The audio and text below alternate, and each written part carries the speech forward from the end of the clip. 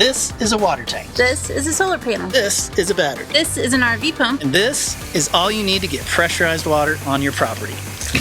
Hi, I'm Jonathan. I'm Ashley, and we are Tiny Shiny Home. Our family has spent the last 5 years building an off-grid desert homestead, and today we're going to take you through the evolution of our solar-powered water pump house design that has provided us with pressurized water on our remote property, allowing us to mix soil to build earth-backed structures, wash dishes in our RV, drip irrigate 70-plus trees, shower outside, and even run a washing machine, all without drilling a well or having power brought in. So far, we have built 4 pump houses. What started as a very simple idea has morphed over the years into a much more sophisticated setup. So today we're going to walk you through each version, what worked and what didn't, so you can decide which of these is going to make the most sense as you build your own solar-powered water pump house. Disclaimer before we get started, we are not electricians, we are not plumbers, we are not sponsored by any of the brands or companies that we're going to mention in this video. We just built this thing ourselves and we know it works and we're sharing it with you. As always, you can watch this entire video or read the blog post on our website to learn everything that you would need to know to build this pump house. But if you would like to say thanks, or if you want to download high-res diagrams of these plans, you can buy the accompanying guide at this link. And with that out of the way, we're ready to get started.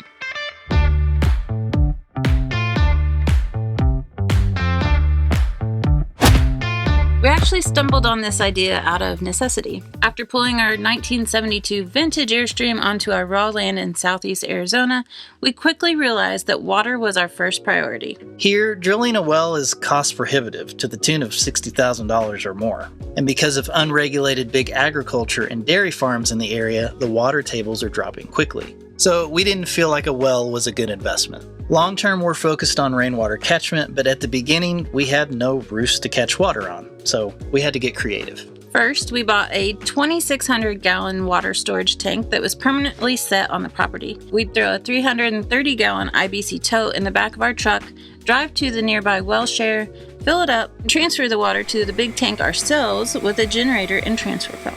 Then we used the transfer pump to put 40 gallons into our fresh tank in the Airstream each morning. The onboard pump in the RV would then make that water come out of our faucets and showers. As you can imagine, that got old really quick, so we started dreaming up alternatives. Eventually, we would build a huge off-grid solar system on the property, but at the time, all we had was the 2,000-watt inverter in our Airstream. So we built out an entire version of this pump house with a power-hungry pump and hardline PVC piping. And it didn't work. Make a rainbow, please. Uh-oh. Nope.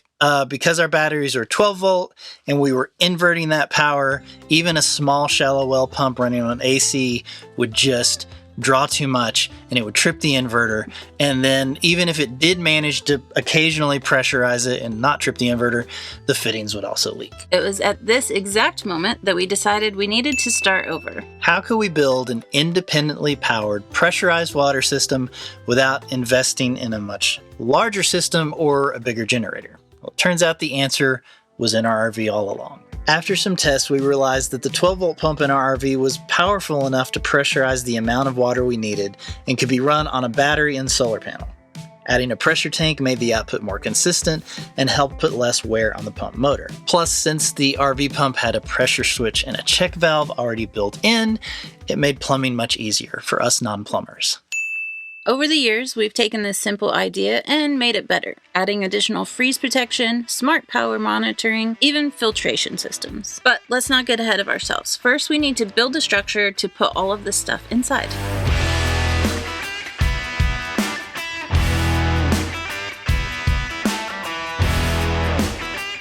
The pump, power system, and plumbing all need to be inside of something so that they're protected from the elements. We've tried this a few ways and just keep coming back to 2x4s and plywood. The size of this enclosure will really depend on what all you would like to put inside, but as a general rule, 4x6 is a great place to start. If this is just a temporary pump house, then you could set down some concrete pavers and build a 2x4 framed floor with insulation in it.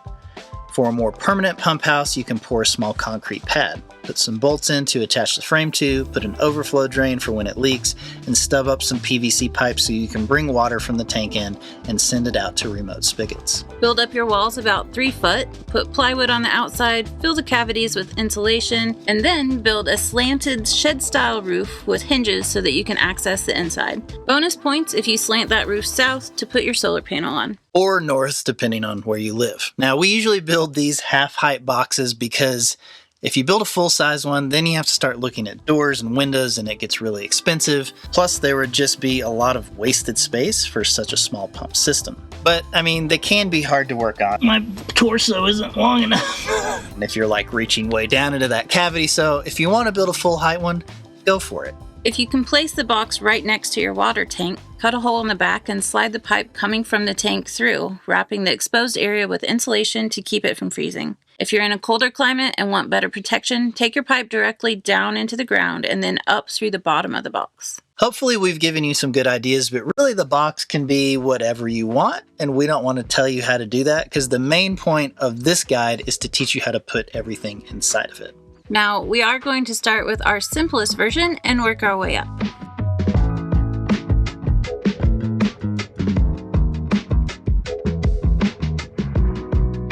The simplest version of this pump house uses a SureFlow 3.5 gallon per minute 12 volt pump. It's the exact same pump we've had in our Airstream since 2017, and it's by far the most rock-solid pump we've used. I think we've pumped thousands and thousands of gallons through multiple versions of these all over the property, and they just don't quit.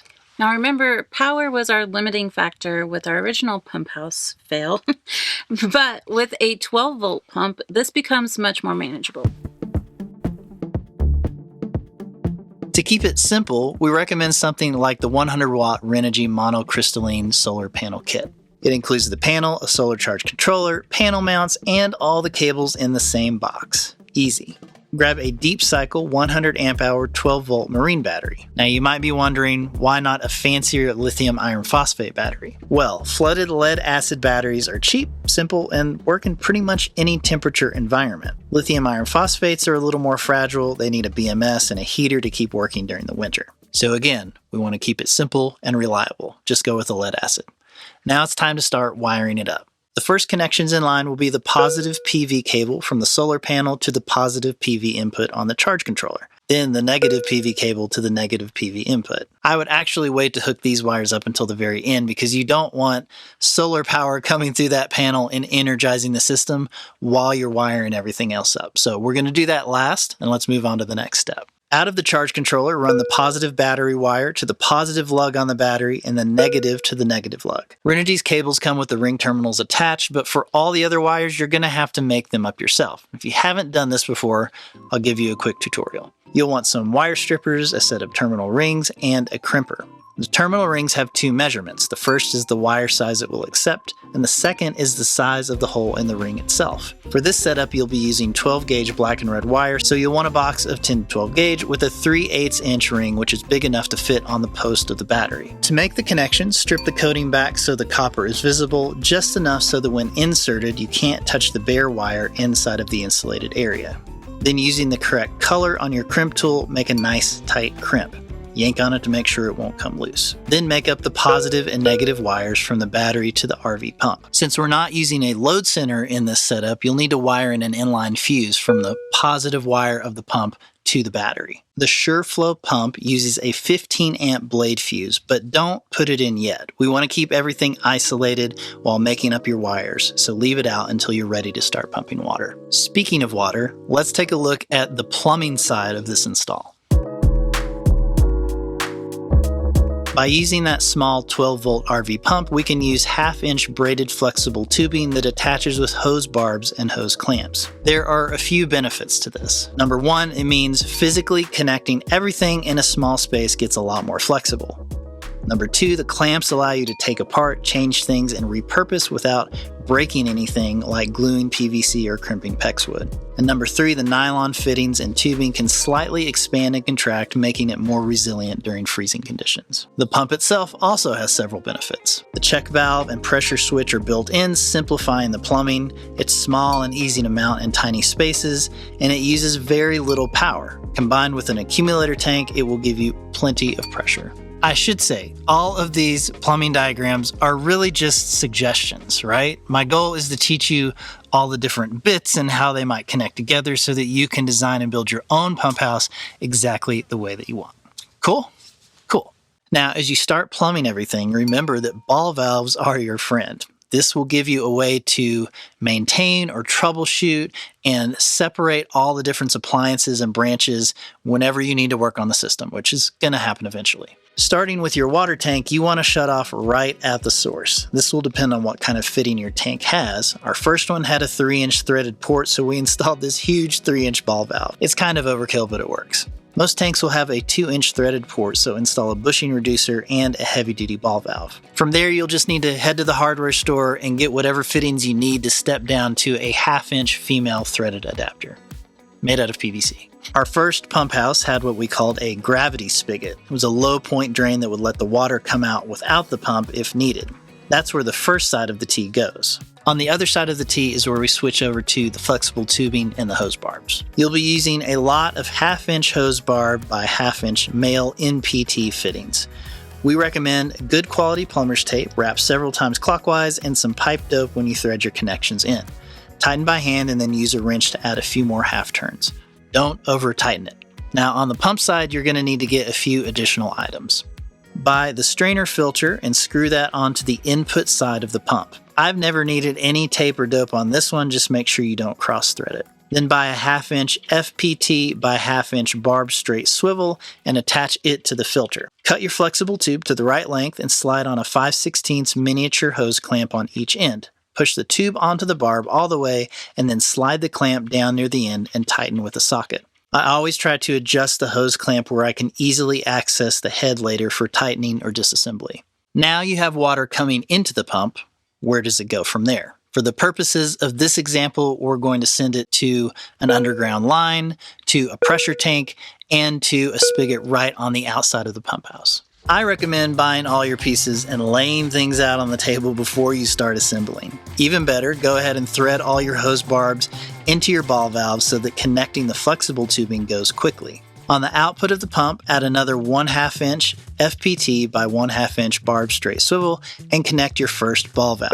This way you can stop the pressurized water coming out of the pump in an emergency. The 1/2-inch ball valves have female threaded connections, so you're just adding the male threaded hose barbs to each side, connecting them together with the flexible tubing and clamps like before. To have different or separate lines come off of this main pressurized line, we're going to introduce the 1/2-inch nylon T. It's the same idea. Slide a clamp on, push the hose onto the end of the barb, and then tighten the clamp. The first branch should go to your accumulator or pressure tank. RVs use tiny ones, but for a setup like this, we like to go with at least a 20-gallon.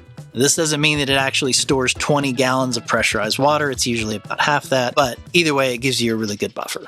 Starting with the pressure tank, you're going to need to transition from a 1-inch steel threaded pipe to a 1/2-inch hose barb. Our most successful version of this uses a reducer to go from 1-inch to 1/2-inch male NPT and then connect the ball valves straight to that. From here, you can add a second T to run your underground PEX line if you need it. Our pump house needed to send pressurized water to our airstream over 100 feet away, so we converted from the ball valve to a 1/2-inch male NPT to PEX adapter and ran that through the floor. Note that you will need 1/2-inch PEX crimp rings and a clamp cinch tool if you want to do this. On the other end, we built our own water spigot with a steel T fitting, plug, threaded pipe, elbow, and hose bib. All below the frost line, of course. If you need more freeze protection, though, I recommend looking into a frost-free hydrant. Finally, off the last end of the T, we converted to PVC with a 1/2-inch male adapter and added a simple spigot by drilling a hole through the wall of the pump house and using some plumbing strap to hold the PVC to a stud. Sometimes we'll drill the hole a little bigger and wrap the pipe at the end in insulation to help during the winter. This is pretty minimal freeze protection. In the second version of the pump house, we'll go a little deeper on how to keep things from freezing, but for now, it's time to start testing. Close all your ball valves and then open the ball valve from the tank to your pump and put the fuse in. The pump should turn on and then almost immediately turn off because it's going to pressurize itself with all the other ball valves closed. Then systematically open each ball valve and test for leaks. And I would leave the pressure tank for last because once you fill that thing up, and if there is a leak, you're going to have to drain all that water out and you're going to waste a bunch of water during this process. Finally, open your spigots and make sure that pressurized water is coming out. If you have a leak, don't panic. Hose clamp leaks are easy, just tighten them up a bit. Threaded leaks are harder, and sometimes they can be fixed by undoing the nearby clamp and tightening it half a turn. If this doesn't fix it, then your tape and your dope job just weren't good enough. It can be really tricky to find this balance, so don't get too discouraged. Remember, the beauty of this system is that you can take it all apart without breaking anything.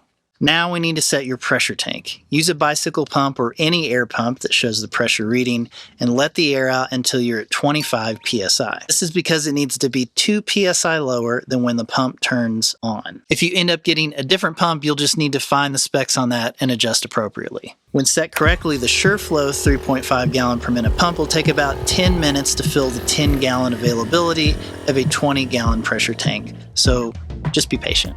If you're fully pressurized and leakless, go back and make those solar panel connections to the charge controller and set it to flooded. Close your lid and let the sun fill your battery.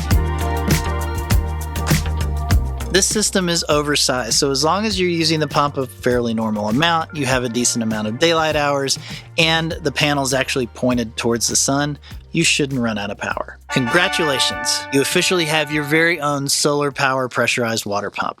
But maybe you have questions. What if it gets really cold where you live and you want more assurances that this won't freeze and break? What if you want to be able to remotely monitor the battery, solar input, and temperature inside the pump house? What if you want to run additional loads off the 12-volt battery? And what if you want an easy way to turn the pump on and off without opening everything up? Well, good news, in the second version of this pump house, we're going to address all those questions.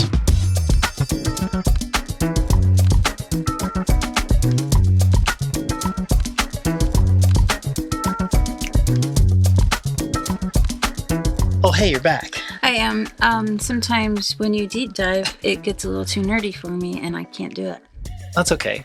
Let's talk about the second version of the pump house, though. Just the high level. Okay. And then you can peace out again. Okay. Some of the very first upgrades we did on our system centered around freeze protection. Now, we do live in the desert, so we don't need a ton of freeze protection, but maybe you do. Well, yeah, and actually we are at 5,000 feet. We do get snow here. It does get into the single digits overnight. So we definitely had a few breakages and problems. We're always thinking about how we can design things here on our property that don't require a lot of mental overload. This is a great example of that. Do you really want to have to remember every night that it's going to freeze that you got to drain your pump house? No. Of course not. So we're going to tackle this in a few ways. Number 1, better insulation. Number 2, low powered heating. Number 3, temperature monitoring and notifications. And number 4, frost-proof spigots. So I'm about to get nerdy again. I'll see you in a little bit. Yep. You can use the plumbing steps from pump house number 1 for most of this with a few important changes. One of the main ways to protect against freezing is just to add more insulation to the pump house. So maybe build your walls with 2x6s so there's a bigger cavity to fill. This means you get a higher R value with more insulation. Your weak points are always going to be where the water is closest to the elements. So earlier we said our water spigot was the most vulnerable. This is because the ball valve is right where the handle is. If that freezes, the water expands and you can get a crack in your ball valve.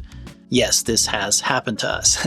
An easy way to get around this is to install a long, frost-free silcock in its place. These work by moving the opening and closing valve further inside the building. You can buy them in different lengths. We always get them at least 8 to 12 inches to make sure they are as far away from the cold weather as possible. When you turn them off, the valve closes inside the structure and it's slanted so the excess water drains out. Water coming from the tank can also be run underground below the frost line and insulated on its way up through the floor. Keep in mind that the connection at the tank will need some freeze protection as well, depending on your climate. From here, we can start getting a little more nerdy. With an upgraded power system that monitors usage and temperature, we can add additional low power heating elements, keep track of our battery's voltage, and even set up alarms that can notify us of freezing temperature inside the pump house no matter where we're at. We'll be utilizing Victron's excellent VRM portal to enable detailed remote monitoring. We found that their products are also rock solid. Their software is really well designed. It gets constant updates. It's just a good system to invest into. So here are the basics of a Victron system. Battery storage. Like we said earlier, we're using a 12 volt, 100 amp hour deep cycle lead acid battery. These are easy to grab pretty much anywhere, fairly inexpensive, and resistant to the wild temperature swings we can get here in the high desert. They're tough and they don't need fancy BMSs or special protections. Solar panel. While using that small 100 watt panel is big enough for this size system, we've been using a larger 240 watt Santan solar panel because they're just so cheap. The Smart Solar Charge Controller. Since we're sticking with the Victron ecosystem, the Smart Solar 75 volt 15 amp is the perfect size for the 240 watt panel without breaking the bank. Smart Shunt. In order to relay the data about the battery's state of charge, the Victron Smart Shunt quickly connects to the battery while also having a data connection port. In addition to these, you'll also need a GX device from Victron that acts as the central brain for the system. Then you have to have a network to connect the GX device to so it can push the data up to the cloud. So the first hurdle here is obviously you have to be connected to the internet. So you have a few options. The Wi-Fi or Ethernet-based Servo GX is the most powerful brain you can get. You can even add an LTE antenna for connectivity, but this increases the cost and you have to pay for the plan from your carrier that would give you access. The cell-based Global Link 520 comes with a 5-year LTE-M plan and gives you a simpler way to connect and monitor the system. We have a really nice fiber internet and Wi-Fi mesh setup now, but when we built our first pump houses, there was no internet out here, so we opted for the Global Link 520. Thankfully, the LTE-M network is pretty extensive, but you should double check to make sure there's coverage in your area.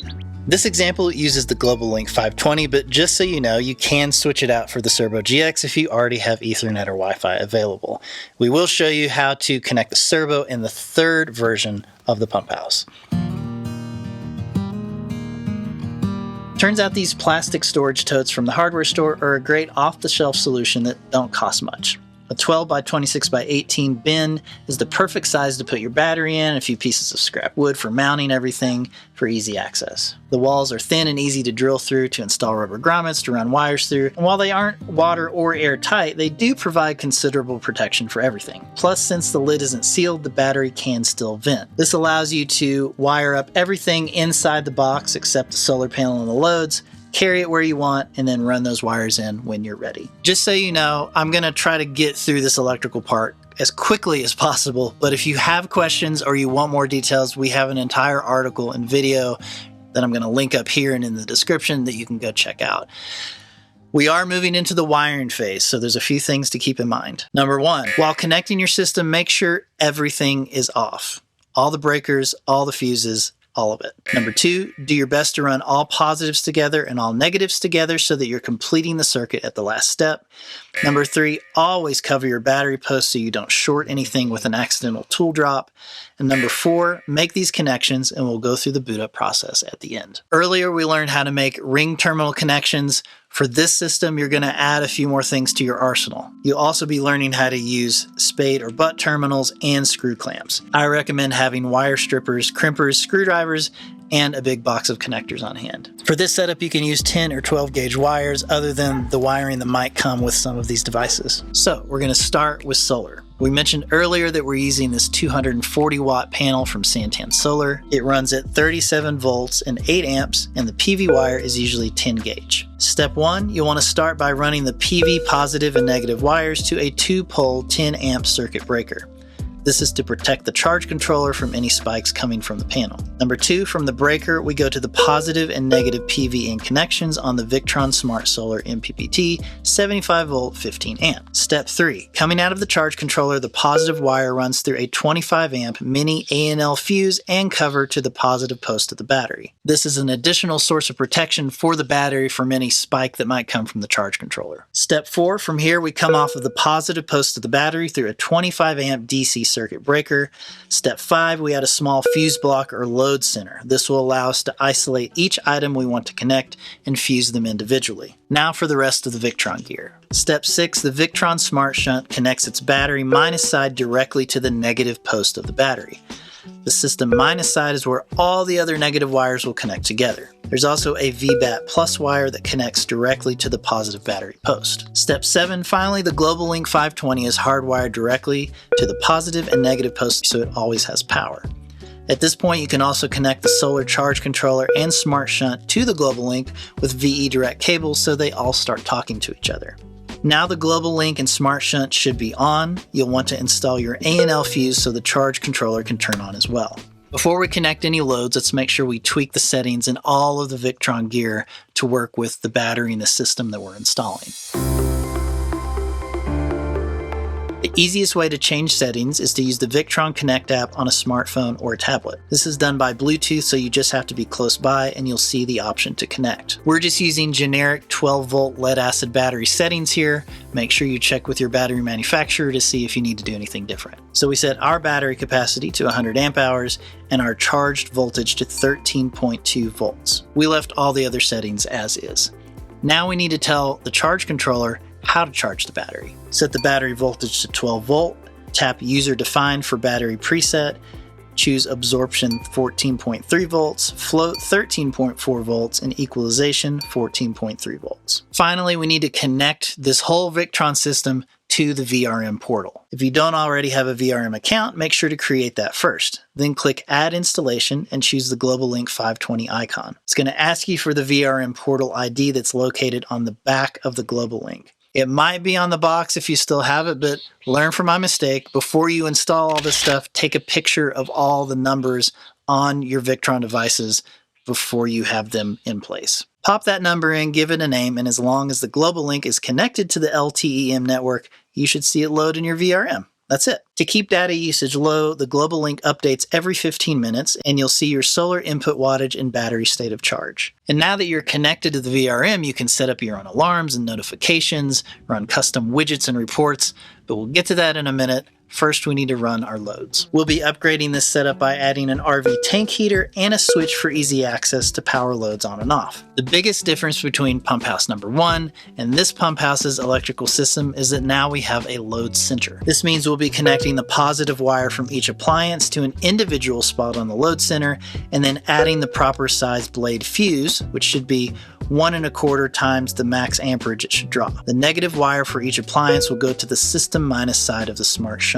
Now I know that all of these breakers and fuses may seem a little overcomplicated, but we are dealing with more high-end gear. You know, the Victron stuff isn't cheap, so we want to protect all of this stuff as much as we can. We don't want to overheat anything. We don't want to start a fire. Adding all of these protections is a good thing long term. I also like to add a switch to the outside of the pump house. As you have seen, reaching down in there can be really difficult, and so if you need to shut something off, like before you head out and leave your property for a while, being able to just flip a switch on the outside is so much easier. This can be done by running the positive wires from each fuse to the switch of your choice, a negative wire back to the smart shunt, and then connecting both positive and negative wires from each appliance to the switch. The switch should be rated for all of the appliances that you want to power and be able to turn on and off. So if you're using an 8 amp water pump and a 5 amp tank heater, the switch should handle at least 13 amps.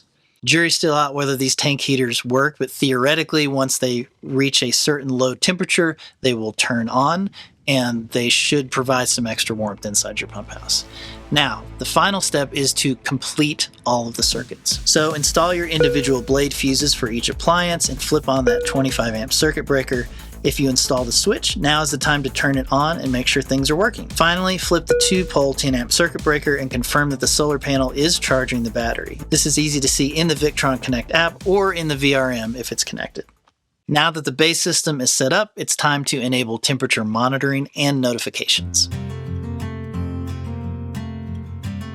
If you're using the Global Link 520, you're going to need to use a wireless sensor. The Ruvi humidity and temperature sensor works perfectly in the Victron ecosystem. Download the Ruvi app on your phone, pull the plastic battery stopper out, and then find the device via the app. Here you can set a few settings, but really what you're doing is activating the sensor so that your Victron gear can see it. I've come into the Smart Devices setting, and you can see the Ruvi tag is right there. So I'm going to turn it on, activate it, and that's pretty much all there is to it. You just need to wait until the VRM refreshes to see everything. Remember, it updates every 15 minutes. To create custom notifications, go into that installation in the VRM, go to Settings, Alarm Rules, and then select Add New Alarm Rule. Choose the Ruvi tag as the device, then the temperature parameter, low of 33 degrees, clear low alarm above 35, high of 120, clear high alarm below 119. Then just make sure you have settings and push notifications turned on inside the app, and you'll get notified if it reaches any of those parameters. Fancy.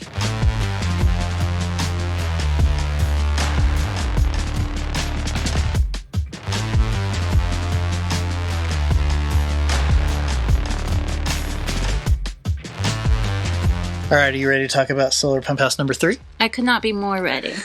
Good. Temporary pump houses are a super important part of setting up raw land and having water available, but eventually you're going to want to do something a little more permanent, right? Yeah, maybe you're going to pull your airstream into a more permanent spot under a carport. Exactly. So when we did this, we took everything we've learned and we took that opportunity to design an even better pump house number 3, with these important upgrades. Number 1, a permanent concrete floor. Number 2, filtration system for hard water. Number 3, shut-off loop for maintenance. Number 4, high flow pump for additional fixtures. Number 5, AC power backup. One of the best things you can do to make your pump house more permanent is to pour a concrete pad for the floor.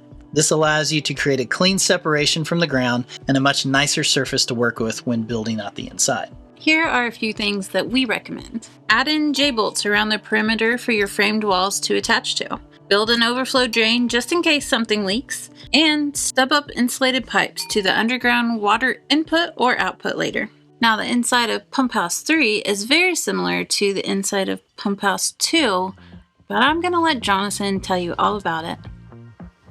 Take it away, babe. Okay. The first upgrade you can add is a higher capacity pump. The C-Flow 55 series diaphragm pump gives you 5.5 gallons per minute to run multiple things at a time. So if you're trying to get a shower and wash dishes at the same time, you won't really notice a difference. We found the higher flow pump to be super helpful while irrigating over long distances too. However, the increased amperage demand from this higher capacity pump can be problematic for small 12-volt systems. If you decide to switch over to the higher capacity pump, here's what you'll need to do. Plumbing-wise, not much is going to change. Use the same fittings to slide the 1/2-inch flexible tube on and wire in the positive and negative wires. Like we said, this pump uses a lot more power. It maxes out at 17 amps. This means you're going to need to upgrade your blade fuse to a 25 amp and make sure that the switch is rated for that additional load. If your wires are long, you may need to increase the gauge size as well. Always use a DC wiring size calculator just to make sure, and remember, when calculating, you need to use both the positive and negative wire lengths, so double the physical distance because it has to complete that circuit, so it has to include both of those wires. Don't forget to adjust the pressure in that accumulator tank. It needs to be set to 15 to 16 psi for this 5.5 gallon per minute pump. Next, we're going to add in filtration and descaling.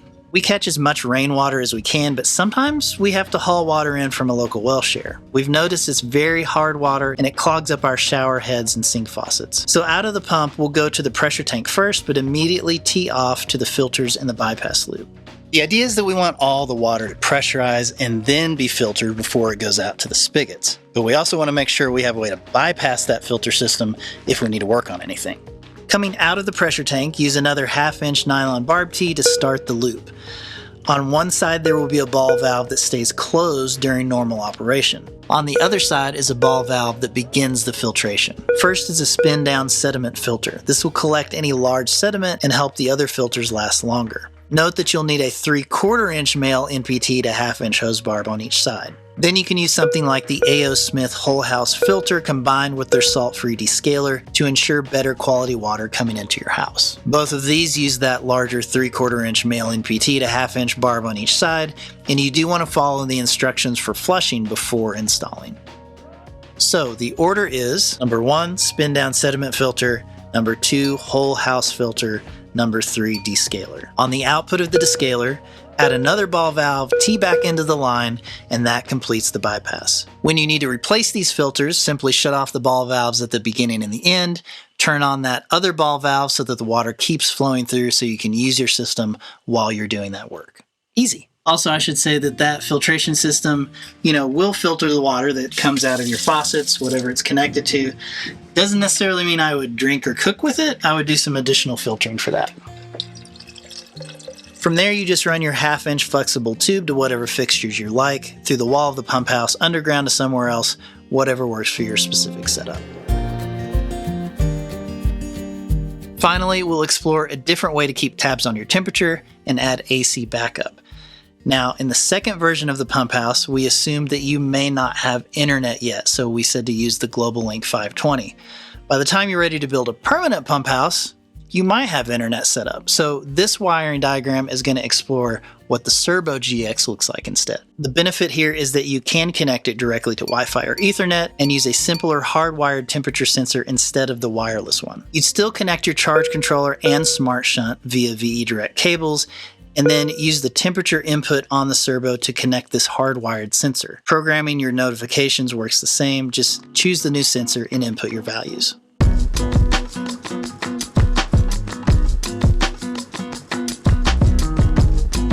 You might be thinking by this point, if this is a more permanent install, why are we making this so complicated? Why are we doing a whole solar system with shunts and batteries? Couldn't you just run 120 volt AC power, get an AC pump, and just make it way simpler? Totally. We've actually done this in some more recent buildings where the water wasn't as critical. However, if you would prefer your pressurized water not to rely on your main power system, keeping that 12 volt backup is a really good option, and we can make it even more reliable by adding an AC backup to it. Redundancy is good. Everything will stay the same in the power setup, except we'll add a Victron Blue Smart IP65 charger that plugs into a standard outlet and then connects directly to the battery to keep it topped off. We found that with the larger 5.5 gallon per minute pump, the AC backup really helps because it can get stuck on an endless loop drawing the battery voltage down, trying to reach the pressure shutoff, and not being able to because the battery voltage gets too low. Then the battery dies. The longer that I've used this 5.5 gallon per minute pump on a small 12 volt system, I'm not convinced they should have even made it. It just seems like it's too high of a draw.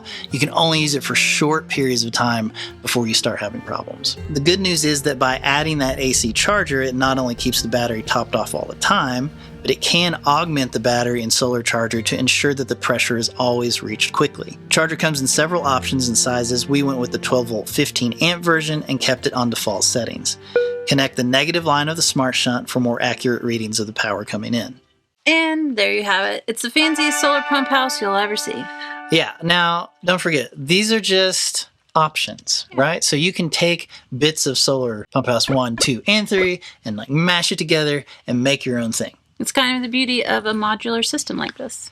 Now, I'm not going to do a full cost breakdown. We do that in some of our videos, but this thing has gone on way too long, and I don't want to bore you. But you can find links to each individual piece of all 3 pump houses in the article on our site. And of course, those links are also included in the downloadable guide as well. So what kind of pump house person are you? Are you a 1, 2, or 3? After years of failing, succeeding, and experimenting with so many pump houses on our homestead, we hope that these hard-fought plumbing and electrical tips give you a better understanding of how to build your own simple or complex solar-powered water pump house. If you enjoyed this, make sure to check out our playlist linked in the description below of all of these do-it-yourself how-to guides. We cover multiple solar installations, a Wi-Fi mesh, gray water septic, permaculture, and more. There are so many things happening here on the Tiny Shiny Homestead that we would love to share with you. Yeah, make sure you subscribe so you don't miss our next project. Until next time, friends.